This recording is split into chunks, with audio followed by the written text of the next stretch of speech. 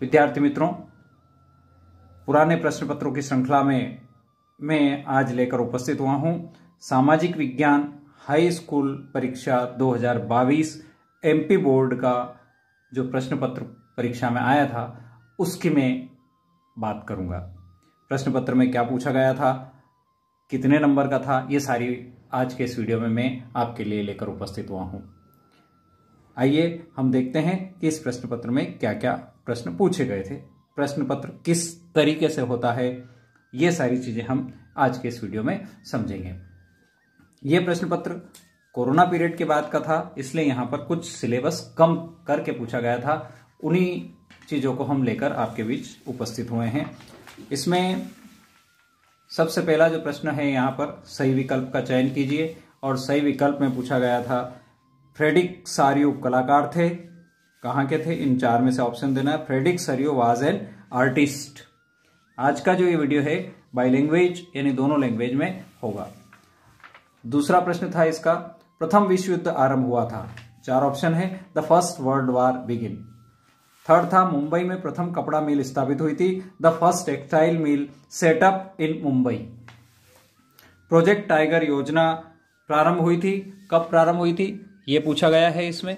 Project tiger योजना launch यानी कब लॉन्च की गई थी। अगले प्रश्न की ओर चलते हैं। एक उद्योग जो चूना पत्थर को कच्चे माल के रूप में प्रयुक्त करता है, an industrial which use limestone as a raw materials. Bahujan Samaj Party के संस्थापक थे। The founder of the Bahujan Samaj Party was. इनमें से ऑप्शन चॉइस करना था आपको, फिल इन द ब्लैंक्स, रिक्त स्थान की पूर्ति करना है। फ्रांसीसी कलाकार फ्रेडरिक सारियो ने चित्रों की एक श्रृंखला बनाई, फिल इन द ब्लैंक्स था। A French artist Frederic Sorrieu prepared a series of fill in the blanks paintings. Sri Lanka में गृह युद्ध की समाप्ति वर्ष में हुई। In Sri Lanka the civil war ended in year. Nepal की राजधानी है, खालिस्तान बताना था। The capital of Nepal.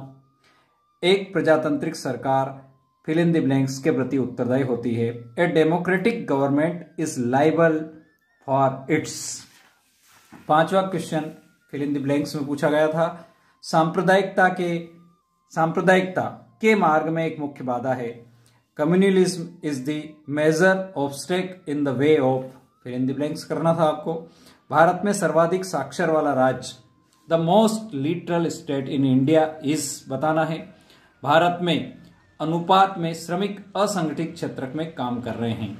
A proportion of labour in India are working in the unorganised sector. Match the column था। वंदे मातरम, हिंद स्वराज, गुलामगिरी, प्रेस कानून की पुनर्समीक्षा, भारत में वैश्वीकरण, ISI, औद्योगिक वस्तुएं 1991, governor general Bentinck, Jyotiba Phule, Mahatma Gandhi और बंकिम चंद्र चट्टोपाध्याय। इसमें आपको मेज द कॉलम करना था। एक वाक्य एक शब्द में उत्तर देना था। Answer the following in one sentences of one word. औद्योगिक क्रांति सबसे पहले किस देश में प्रारंभ हुई। In which country did the industrial revolution take place at first. अगला क्वेश्चन था, सुंदरवन राष्ट्रीय उद्यान किस राज्य में स्थित है। In which state Sundarban national park is situated. बांधों को आधुनिक भारत के मंदिर किसने कहा था। Who said the dams are the temples of modern India. चौथा क्वेश्चन था, भारत की दो खाद्यान्न फसलों के नाम लिखिए। Write the name of two food crop of India. प्रतिरक्षा तथा विदेशी मामले कौन सी सूची में शामिल होते हैं। In which list defence of the country and foreign affairs are included. सामाजिक विभाजनों का प्रमुख आधार क्या है। What is the major base of social differences. Bharat में केंद्रीय सरकार की तरफ से करेंसी नोट कौन जारी करता है। Who issue currency note on behalf of central government in India. उसके बाद क्वेश्चन नंबर 5 था ट्रू फॉल्स, सत्य असत्य आपको इसमें बताना है। उत्पत्ति के आधार पर जैव एवं अजैव संसाधन है। On basis of origin resource are biotic and abiotic. भूमि एक असीमित संसाधन है। Land is an unlimited resource. Anthracite एक सर्वोत्तम कोयला है। Anthracite is the best quality coal. बंदरगाह जल एवं थल के मिलन स्तर होते हैं। Sea port are the places that link the land with water. यूरोपीय संघ का मुख्यालय ब्रुसेल्स है। Brussels is the headquarter of European Union. लैंगिक समानता का आधार स्त्री व पुरुष की जैविक बनावट है।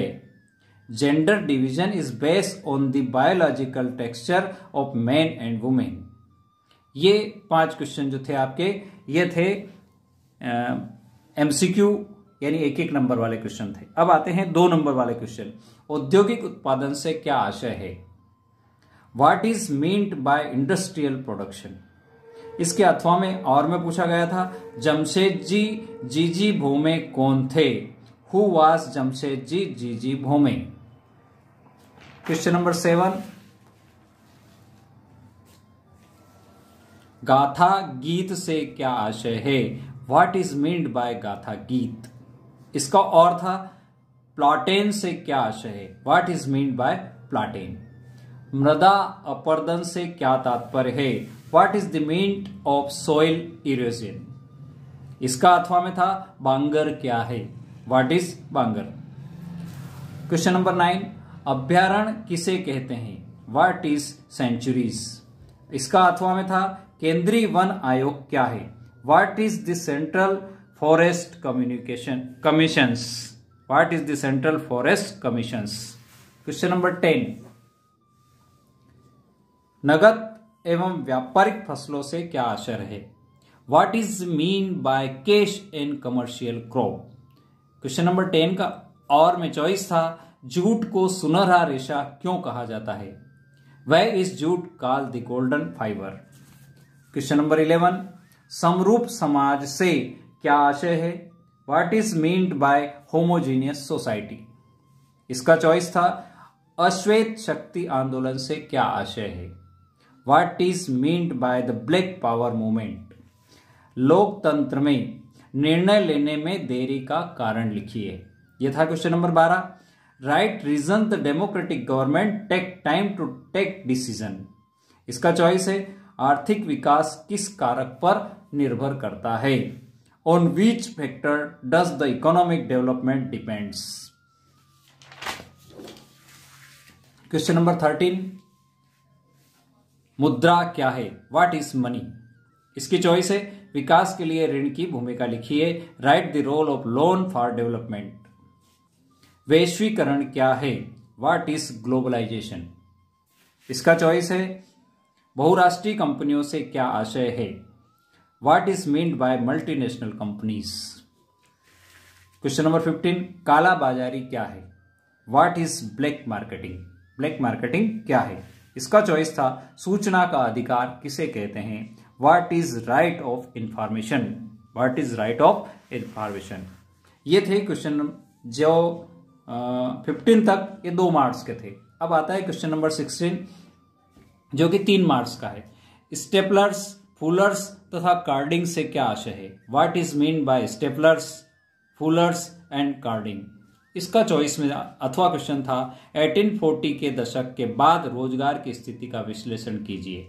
Analysis about the employment situations after the decade of 1840। Question number 17, हमें खनिजों के संरक्षण की आवश्यकता क्यों है? Why do we need to conserve mineral sources? इसका अथवा में क्वेश्चन था, ऊर्जा के परंपरागत साधनों को उदाहरण सहित लिखिए। Right about conventional source of energy with example. Example के साथ इसको लिखना था। क्वेश्चन नंबर 18, आधारभूत उद्योग से क्या आशय है? उदाहरण सहित लिखिए। What is basic industries, right with example. इसका अथवा में क्वेश्चन था 18 का, जल प्रदूषण को नियंत्रित करने हेतु 3 उपाय लिखिए। Write any 3 measures to control water pollutions. Question number 19, राजनीति दल से क्या आशय है? What is political party?